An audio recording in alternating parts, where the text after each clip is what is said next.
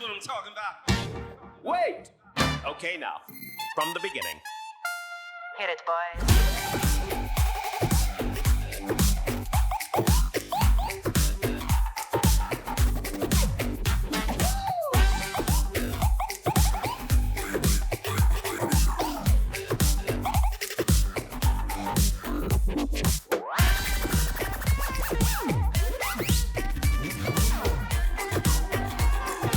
Join from the corner where the big boys claim.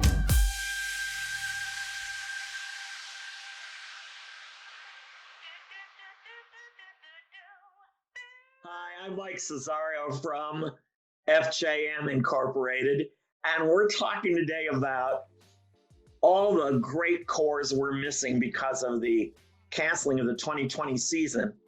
And so we thought normally we'd be showing you what we're doing new, but here today we're going to take you back a little bit and show you some of the behind the scenes and early sketches of some of our favorite cores.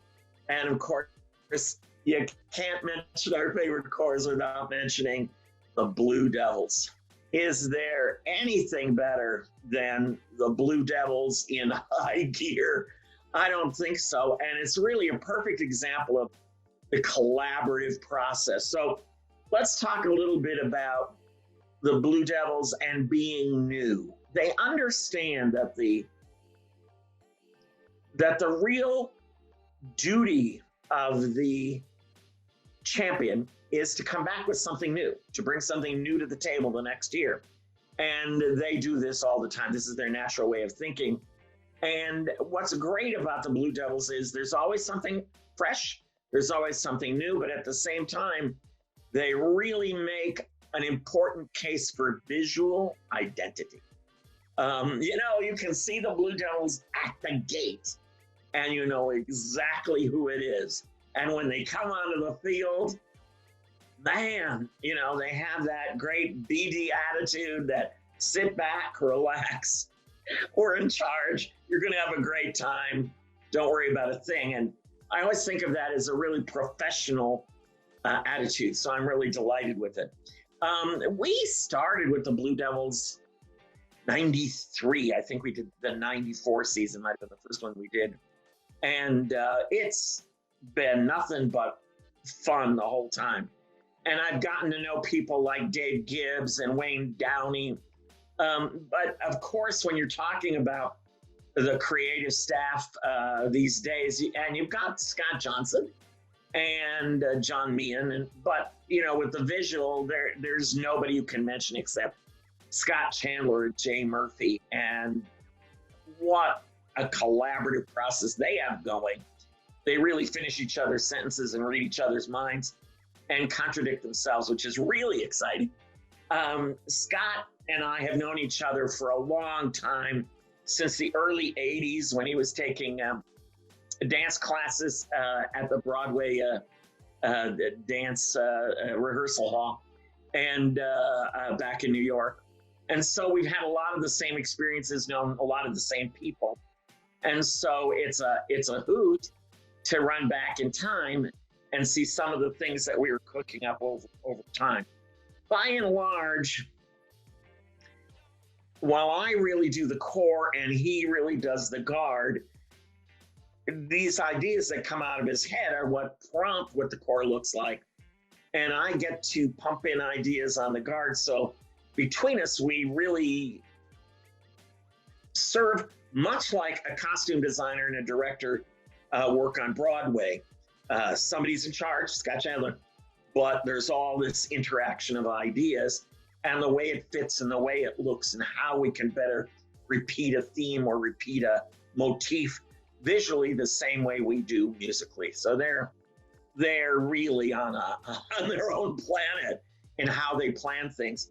I can remember back in 2012, and I'm going to show you some sketches and stuff along here because I think you'll get a kick out of some of the sketches and some of the before they became full-blown illustration, and a couple of photos just so you get a kick out of it. Back in 2012, we had a really exciting look for the core, and what people didn't expect was that halfway through the show, they let loose, and when they do, everything comes off. You don't know where it went, but the uniforms come off, the hats go away, the shakos go away, and there they are, hatless, and without their blue, of course, there's more blue underneath. But the idea that you would see a completely different take on it, where the face is revealed for part of the show. You want to wear the hats sometimes because that's how you can see where the dots are in terms of some of that J. Murphy drill. But there are other times when you really want to see the face, especially when they're up close and personal. So you get the idea of the kind of passion that they're turning out in order to do this. In 2017, we did this Y-shaped piece underneath that was using the pinks and blues, what I call the Blue Devil palette, really Shirley Doherty's 1980s palette of here's what goes well with Blue Devil Blue. And of course, the Blue Devil Blue that we cooked up for them several years ago, if you go to the mill in South Carolina and look through it actually is called Blue Devil Blue. And it's a special blue just for them. No, I won't tell you the trick of it, but it is a trick color in order that it bounces against the green. And everybody knows that Blue Devil Blue. And they know that it doesn't look exactly like royal blue, but they don't know what the trick is. You can figure it out if you looked hard enough. I'm not going to tell you because they'll kill me. That's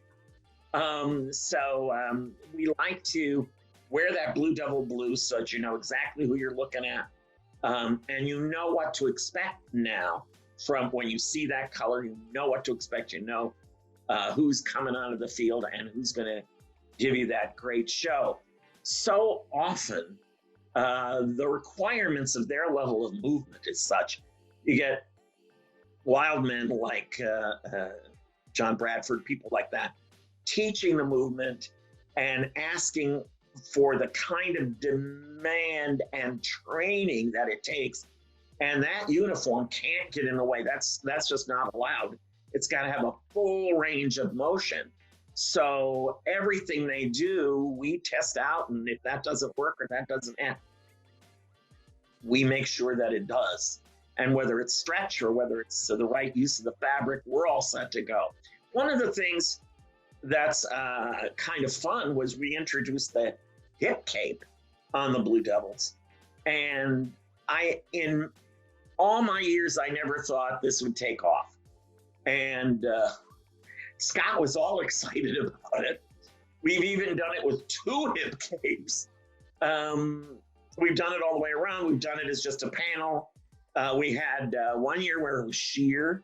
You could see through it at different levels. We had 1 year where it was all hangsy downsies. By the way, that's the official costume word for those. It's hangsy downsies. So that as they moved, different colors showed up from underneath.